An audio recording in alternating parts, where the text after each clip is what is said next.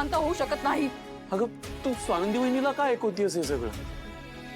त्या कार्यक्रमात सगळ्यांच्या विरुद्ध आपल्या बाजूने ती एकटी उभी राहिली आहे. तुला कळतंय का? सिरियसनेस आहे का तुझ्याकडे जरा? तू सुसाईड करणार होतास आनंद? हो खरंय, निकिता ताई अगदी बरोबर बोलतायत. तुम्हाला लक्षात येत आहे का तुमच्या ह्या अशा एखाद्या एक्स्ट्रीम स्टेपमुळे तुमच्या फॅमिलीचं काय झालं असतं? काय आदर्श ठेवणार होता तो तुमच्या मुलांसमोर?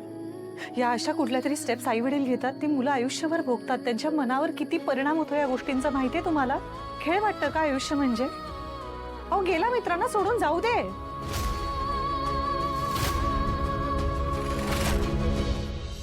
तुला काय वाटलं अंशू? इतकी वर्ष मी नुसती वाट बघतीये. इतकी वर्ष समरला मी माझ्या टाचेखाली ठेवला, पण आता तेवढं पुरेसं नाही. आता काहीतरी वेगळं करायला हवं. समरला कायमचा पॅरालाइज करून टाकायचा.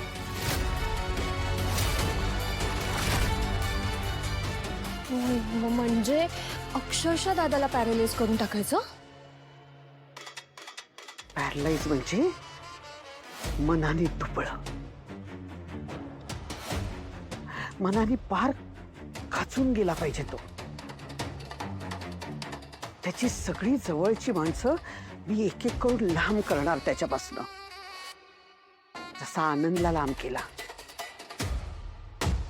पण आता तो आनंद तो कायमचा लांब राहायला पाहिजे. राहणार मॉम. त्याला फटकाच इतका जबरदस्त बसलाय ना, मला नाही वाटत तो आता परत दादाकडे येईल. आनंद निघून गेलाच. आता नेक्स्ट स्वानंदी. आधी तिला बाहेर काढ. त्याच्या आयुष्यातलं आहे ना आनंद, सुख, समाधान सगळं निघून गेलं पाहिजे. त्याला आपल्याशिवाय काही पर्यायच राहिला नाही पाहिजे. तरच तो पूर्णपणे आपल्या कंट्रोलमध्ये येईल. आणि एकदा का समर कंट्रोलमध्ये आला की मग त्याला आपण ठेचायचं.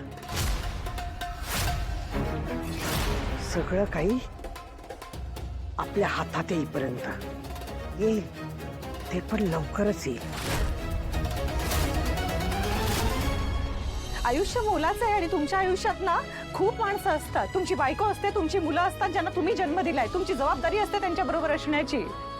आजूबाजूची किती माणसं असतात आणि आपण त्या प्रत्येक माणसाला आन्सरेबल असतो. कोणाच्या आयुष्यात प्रॉब्लेम्स येत नाहीत. काय तू जाऊ दिलंस? त्यांच्या त्या गेल्या, मी काय हाताला धरून थांबू शकत नाही त्यांना. नोकरी करणारी स्वावलंबी बाई आहे ना ती, तिला कोण थांबवणार? पण गरज नव्हती रे तिला अशी जायची. म्हणजे ज्याने विश्वासघात केला त्याचं सांत्वन करायला गेली आणि ज्याला खरं सांभाळायची गरज आहे त्याला सोडून. मला ना खरं कळतच नाही हे सगळं असं कसं काय घडलं.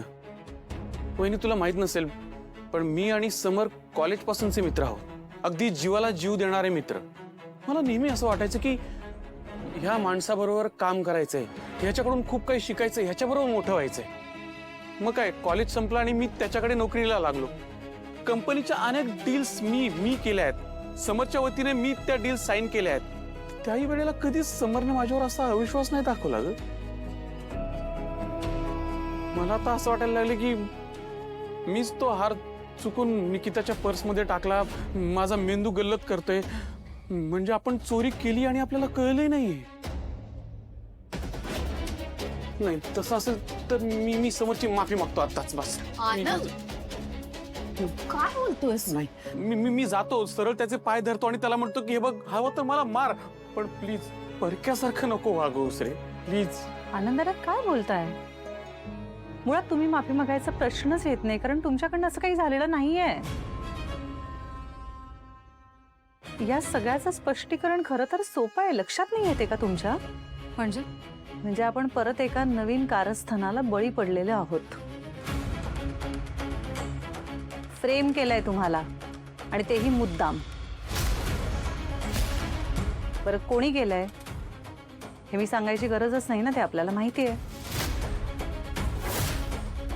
मला 100% खात्री आहे या सगळ्याच्या मागे फक्त काकूंचा हात आहे. मुळात त्यांना ना राजवाड्यांच्या आयुष्यातली त्यांच्यावर जीव लावणारी सगळी माणसं एक एक करून त्यांच्या आयुष्यातून लांब न्यायची आहेत.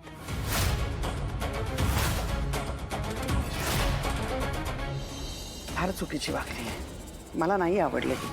आणि तू म्हणतोस ना तेच बरोबर आहे, आनंदलाही माफ करून फायदा नाहीये.